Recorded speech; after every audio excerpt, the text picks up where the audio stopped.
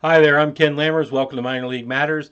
And today we are going to talk about how to annoy your basic American soccer snob. Americanus, Soccersnobicus. Okay, if you're from England or Scotland or Ireland or somewhere in Europe, you probably won't understand this very much because you know in your areas soccer is a game for the masses. I've understood this ever since I watched Yes Minister way back in the day in the 70s when they were making a joke of the fact that Sir Humphrey wanted to fund cricket and the minister was like, why aren't we giving this money to, things people actually want to watch, like soccer, although he called it football. We do have to forgive you Europeans. You don't really understand what football is. You poorly named your sport. But other than that, uh, we do have in the United States, sports that are played by the masses and watched by the masses. They're football, baseball, basketball, and to some extent hockey. But hockey's limited because, well, in southern United States and Mexico, there's no ice, right? So we've got the big four, and soccer is trying to cut in. And the people who want soccer in are not your common people. They are, in large part, really kind of snobby about it, and they've got a huge chip on their shoulder. And it makes them so fun to play with. So let's go through and look at the 6 different things you can do as an American, or I guess you could do this as a European too if you bumped into an American soccer snob, to really annoy Americanus Soccersnobicus. The first thing, the very first and easiest and most superficial thing you can do to annoy Americanus Soccersnobicus is to not use British terms or British English when you talk about soccer, right? Obviously, you're not going to call it soccer in the United States, right? Because, wow, I'm even counting like Europeans. I'm starting with the thumb rather than the fingers.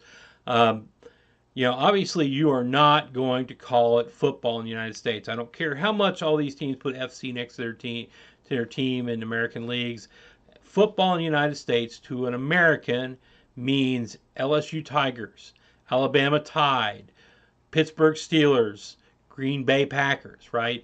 It doesn't mean Columbus Crew, FC Cincinnati, Louisville SC, or whatever might happen in Austin, right?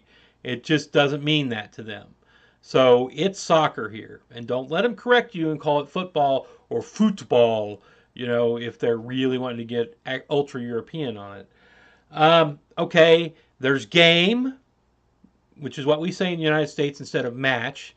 For some reason, match is a tennis thing over here. I don't know why, but Europeans can call it what they want. It's a game here in the United States. You should use that term every time. It's a field in the United States. It's not a pitch. Every American knows what a pitch is, and it goes from a pitcher to a batter, or probably a catcher, in baseball. It's a field. When the game ends without either team winning, it's called a tie, not a draw. And I know people are going to say, wait, nobody would correct you on that. Yes, I've been corrected on that at least 3 times. Other things out there, like, you could say jersey instead of kit and all this sort of stuff. There's all sorts of things you can annoy them about. And I think you should insist on saying things like, I went to the soccer game down at Smith Field and, the game ended in a tie. It was really kind of a boring game. You say that to a soccer snob, and you will drive them absolutely insane. They will go into a conniption fit, and maybe 15 minutes later come out of it, and then spend an hour trying to correct your language, which you should not allow to be corrected. You should continue to use the terms that drive them nuts. The second way that you can really annoy Americanus Soccersnobicus is by advocating for the betterment of U.S. soccer leagues. This will drive them nuts, and I'll get to why that is in a minute. But you need to be very clear that U.S. soccer leagues need to be selfish. They need to get young talent locked in, get the young talent playing for them, not trade it off to Europe if it's a good player, keep them there, right? American soccer needs to do this in order to get their own Ted Williams, their own Magic Johnson, their own Wayne Gretzky, their own Roger Staubach, right? They need to do this to get their own kind of mythical, larger-than-life players there, and they need to keep them there, and they need to make sure that they lock in more than one, so they've got 2 or 3 teams, right? I mean, that's what makes the sport fun, and that's what grows the capability of the players in the United States. So advocate for that. They will go nuts. And the reason they'll go nuts is, well, also there's a really good phrase you can use. You don't want U.S. leagues to be a place for has-beens and never-weres. Use that quote, they will go nuts, because it's actually absolutely on point, which is that's what they want the American leagues to be, right? They want them to be rookie leagues for Europe, or, they want them to be places where Europeans come to retire the last 2 or 3 years. They don't want them to be good teams here. So say that to soccer snobs, and don't want the MLS or the USL to be a league for has-beens and never-weres. It's directly on point. So let's go on and talk a little bit why there's so much about this, why they're so big on wanting all these players not to be locked in the United States and not to make the U.S. teams better, leagues better, why they want them all to go to Europe. And that'll be point number 3. The third thing you can do to drive Americanus Soccersnobicus nuts is to tell them that the World Cup is not a great thing. It's not something we should be concentrating on. They, because they're absolutely obsessed with this tournament that takes place every 4 years, one tournament in which the United States is constantly and consistently out in the first, maybe the second round if they're really playing well, and would have been out the first round this year most likely. They are obsessed with that tournament, right? No, no, no, no. This is a terrible thing to obsess on. They want to send all these players over to Europe so that they can be, maybe not played, right? A talent that could be really good in the United States might just be another guy in Europe and not get played. Or even if he's great in Europe, right? 3 or 4 guys have turned out to be really good in Europe. Great for them, but it does nothing to develop soccer here. It does nothing to develop the fan base here, because if I go to watch, well, that's my nearest one. Atlanta's my nearest one. It used to be Columbus. I guess as of next year it'll be FC Cincinnati. If I go to watch them and there's nobody there and they're playing mediocre soccer and they have no real big talent, why am I coming back? Because Cincinnati's a 4-hour drive for me. Not going to do that, right? I might waste an hour and drive down to Johnson City, Tennessee to watch a PDL team, go Otters, but I am not going to waste 4 hours just to drive up and watch a mediocre MLS team, pay a lot more money than I really want to pay, and just not worth it. So since the U.S. leagues need to be selfish and draw their talent in and grab as much talent from around the world to make the U.S. leagues better, the World Cup and the obsession with the World Cup is a bad thing and needs to be stopped. I realize it's been the way that they've shoehorned soccer into the United States, right? It's the one thing that kind of draws Americans, and it's been bad this year. Dude, I've been to a couple sports bars, and they've had soccer up in the corner from the World Cup on the corner, and it'll be like 2 people watching it. It's not been good. Now, this may be different in other parts of the states, but let's be realistic. U.S. isn't in it, so they're not watching. And, the number of people watching dropped off whenever the U.S. went out anyway. So stop obsessing on this tournament and tell them exactly what I told you, and they will go nuts. They are obsessed with this tournament. This tournament is the be-all, end-all of all soccer to them. And because of that, they are willing to sacrifice and destroy the American leagues so that they can get good players and do mediocre in a once every 4-year tournament. Number 4, don't root for European teams. National teams or teams in a league, don't root for them. Pick American teams. If you want to be really local, pick a team like the NPSL's, Detroit City FC, right? As I understand it, and from what I've seen, great experience. They're putting a lot of effort in there, right? Go watch them if you're in Detroit area, or go watch a USL team. Louisville or Charlotte are near me. If you're somewhere out in Fresno, go watch them, or San Antonio or something like that. Well, San Antonio. Yeah, just go watch a USL team. And if you're really desperate, go watch.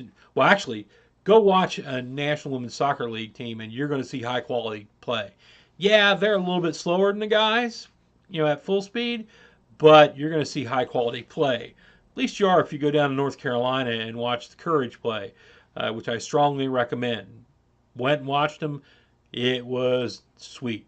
And then if you're really desperate, go watch an MLS game. But support the American leagues, refuse to support the Europeans, right? Because that's what they're all about. It's not, yeah, they may go to their local team and watch, right? Particularly if it's an MLS or USL team, but they're not really into the league. They don't care. They care about their team maybe winning the game in front of them, but they don't care what's going on in the rest of the league. So they're obsessed with what's going on in Europe, right? And so they want to follow all that stuff and make their European League teams as best they can, the best they can be. And just refuse to pick a European team. If, I mean, I know the draw is strong. If you must choose a European team, don't choose one of the big three. Don't choose Bayern Munich. Don't choose Real Madrid. And don't choose Manchester United. These are probably the three teams that most Americans could name one of them. Most likely Manchester United. But if you push a little bit further, some of them know about Real Madrid and Bayern Munich because they're the big dogs, right? Don't choose to root for those teams if you start rooting for a European team. It's the equivalent of rooting for, being an adult and deciding you're going to root for Dallas Cowboys or New York Yankees, right? You're rooting for them because they're the big name, teams that have winning records, all that sort of stuff, and it makes you a poser, right? You just are clearly a poser if you're rooting for one of the big three. Now, if you choose another European team, and I strongly suggest you choose a team that's in the bottom half of their teams, to actually watch relegation fights, right? Which are more interesting, really, than the top 2, 3, 4, which seem to get locked in pretty quickly. So go watching Brighton and Hove Albion Seagulls this year.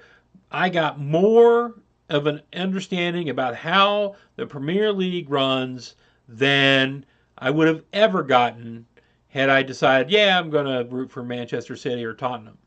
Yeah, I don't feel like being a poser.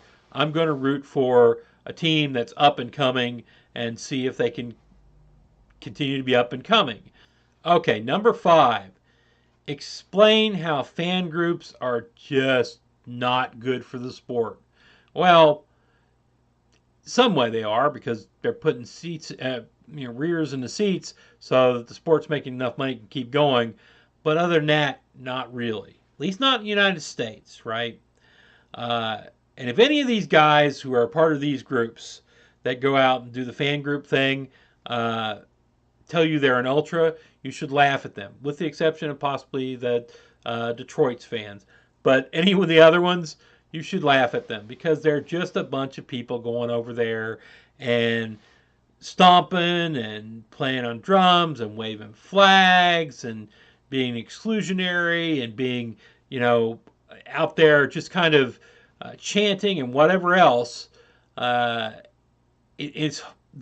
not good. I mean, they don't do anything that really helps the sport.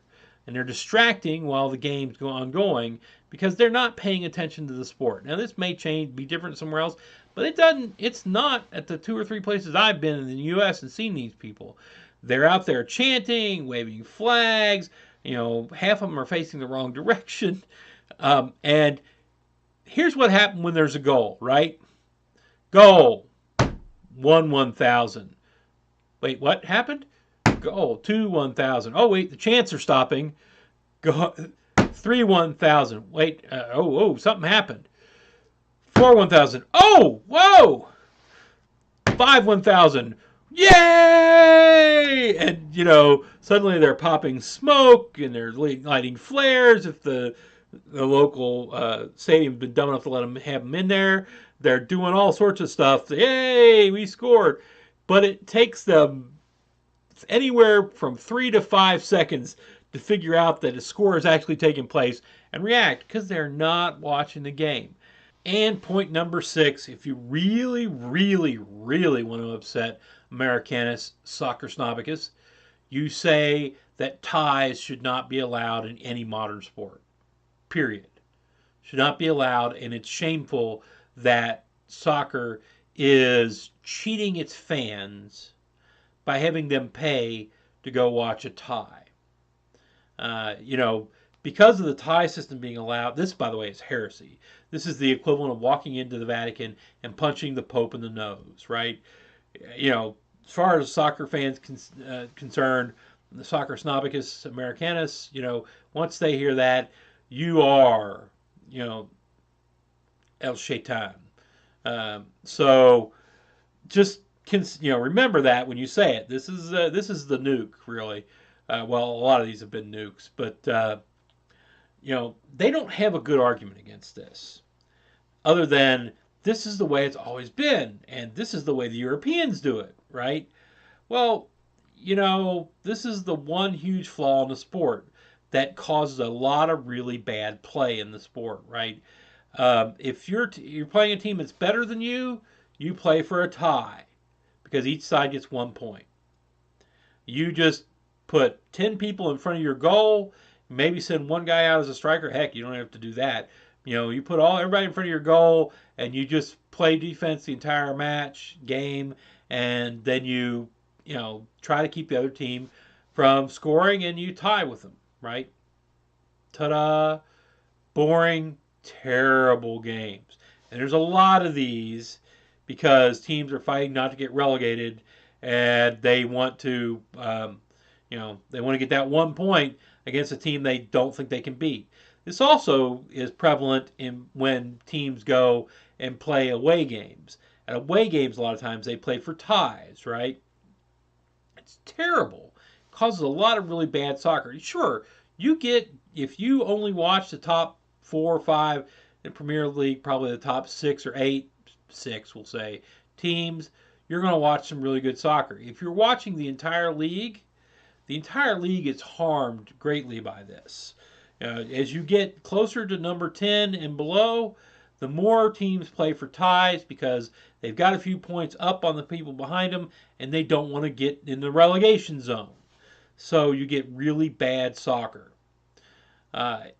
Quite often, now there's the occasional, exciting tie, right? When your team ties it up with 5 seconds left in the 89th minute or in the 92nd minute or something like that, right? Those can be very exciting, but generally, when I have walked out of a tie at a soccer match, the crowd is just meh. They aren't fired up because they won. They aren't fired up because they lost. They're meh.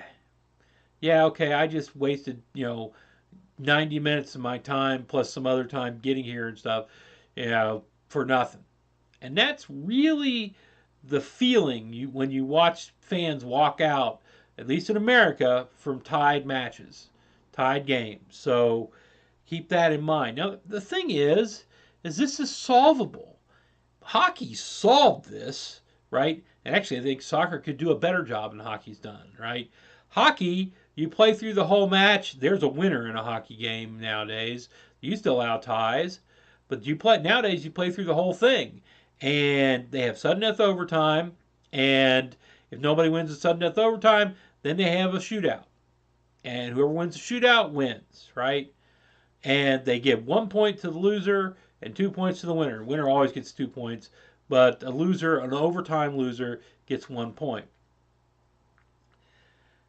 Now, soccer fans will say, and I think they're somewhat justified to this, that they don't want the golden BB or the golden soccer ball, as one of them called it to me, where sudden death overtime ends up in a win. Fine.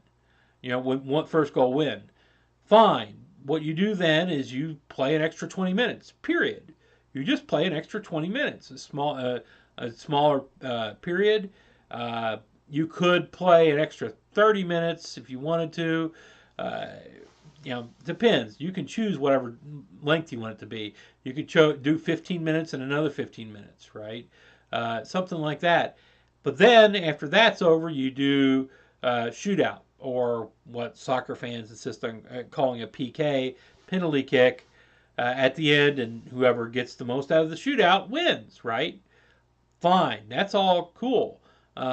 And what you could do score-wise is a win within regulation time is 3 points.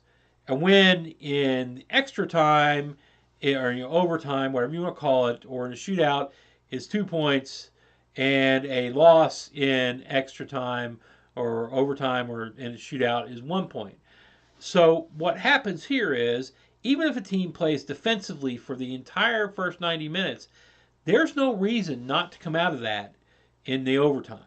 In the overtime, they should come out firing. They should come out to play, because it doesn't matter. You're going to get the 1 point no matter what, so you should be trying to win and play the 2. So the overtimes could become really rather exciting. And there's really no argument against this that's logical and makes sense. And they won't be able to make one other than it's heresy. The Europeans don't do this, and it's heresy. So if you really, really want to poke your basic soccer guy, Soccersnobicus Americanus, go hit him with this one.